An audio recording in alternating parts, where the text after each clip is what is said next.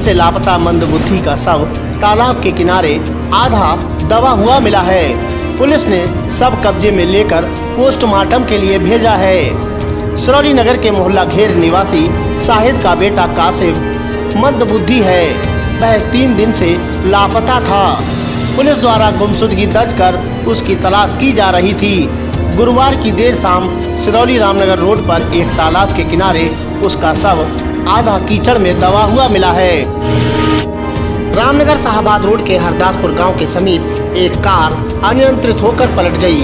Car में सवार 4 लोग गंभीर रूप से घायल हो गए। मौके पर पहुंची पुलिस ने घायलों को उपचार के लिए अस्पताल भेजा है। पुलिस के अनुसार रामपुर जनपद के सलीम खान परिवार की मुन्नी बेगम रूपा अनम के साथ अपनी कार से बदायूं स्थित छोटे बड़े सरकार की दरगाह पर जा रहे थे। इसी बीच हरदासपुर गांव के समीप सड़क पर गहरे गड्ढों की वजह से कार अनियंत्रित होकर पलट गई। ब्लॉक मझगवां के गांव अंतपुर में बिजली लाइन की चपेट में आने से एक भैंस की मौत हो गई। ग्रामीणों ने बताया कि गांव का शेर बहादुर अपनी भैंस घर के समीप बांधने जा रहा था। इसी बीच रास्ते में विद्युत तार की चपेट में आने से उसकी मौत हो गई। परिवार ने आरोप लगाया कि विद्युत कर्मियों की लापरवाही से हादसा हुआ है। आए दिन लाइन में फॉल्ट होते हैं, परंतु कोई स्थायी निस्तारण नहीं किया जाता। पटपरागंज गेहूं क्रय केंद्र का पूर्व मंत्री एवं औला से भाजपा विधायक धर्मपाल सिंह व एसडीएम औला पारुल तरार ने निरीक्षण किया। निरीक्षण के दौरान किसानों ने बताया बारदाने के अभाव में 2 दिन से गेहूं खरीद बंद है, जबकि दर्जन भर ट्रालियां तौल कराने के लिए कतार में लगी हैं। कुछ किसानों ने आरोप लगाया कि केंद्र पर प्रति कुंतल 100 से लेकर 150 रुपए खर्चे के नाम पर वसूले जा रहे हैं। एसडीएम ने गेहूं की तौल शुरू कराने के लिए केंद्र प्रभारी धर्मवीर को आदेश दिए हैं। सहायक विकास अधिकारी सहकारिता अर्जुन सिंह ने बताया कि बारदाना गुरुवार की रात तक आ जाएगा। शुक्रवार से गेहूं की तौल आरंभ हो जाएगी। एसडीएम औला पारुल तरार की मेहनत आखिर रंग लाने लगी है। कोविड वैक्सीनेशन से कतराने वाले लोग अब आगे आने लगे हैं। गुरुवार को 45 वर्ष से अधिक आयु के 218 लोगों ने वैक्सीनेशन कराया। औला नगर में 3 स्थानों पर शिविर लगाकर टीके लगाए गए, जिनमें मोहल्ला बजरिया अंसारी चौक में 132, मोहल्ला कच्चा कटरा में 45 और मोहल्ला भुर्जी टोला में 41 लोगों ने वैक्सीनेशन कराया। खास बात ये रही कि 45 वर्ष से अधिक आयु के 218 लोगों ने टीका लगवाया, जबकि 18 से 44 वर्ष की आयु के 92 लोग शामिल रहे। स्वास्थ्य विभाग द्वारा लगाए गए शिविर का एसडीएम ने निरीक्षण किया और लोगों को जागरूक कर दूसरों को जागरूक करने की अपील की। अस्पताल कर्मी राकेश वर्मा ने बताया, गुरुवार को पुरैना जीप स्टैंड, किसान टोला और आदर्श नगर कॉलोनी में शिविर लगाया जाएगा, जिसमें वैक्सीनेशन किया जाएगा। औला क्षेत्र के 2 गांवों में मामूली बात पर मारपीट की गई। पुलिस ने दोनों गांव के 2 लोगों के खिलाफ रिपोर्ट दर्ज की है। औला क्षेत्र के गांव मधपुरी निवासी अवनीश पुत्र तालेवर सिंह ने लिखाई रिपोर्ट में बताया कि 13 मई की दोपहर उसका तहेरा भाई अपनी पत्नी के साथ मारपीट कर रहा था। इसी बीच उसके पिता ने विरोध कर दिया।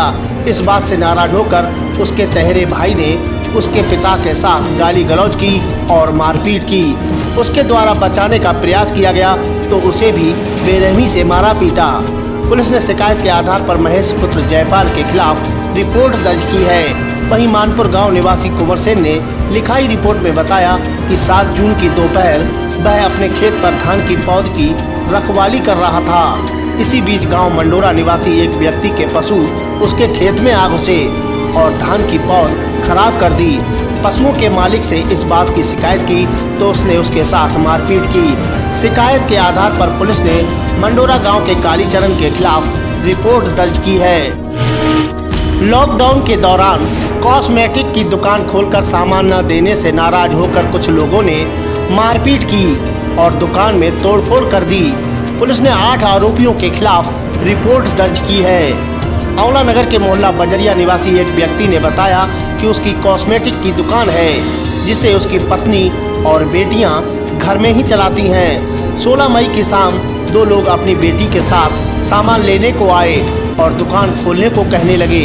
लॉकडाउन का हवाला देकर दुकान खोलने से इनकार किया तो उक्त लोग नाराज हो गए और अपने साथियों को बुलाकर घर में घुस गए और उनके साथ गाली गलौज की और दुकान का सामान तोड़ दिया।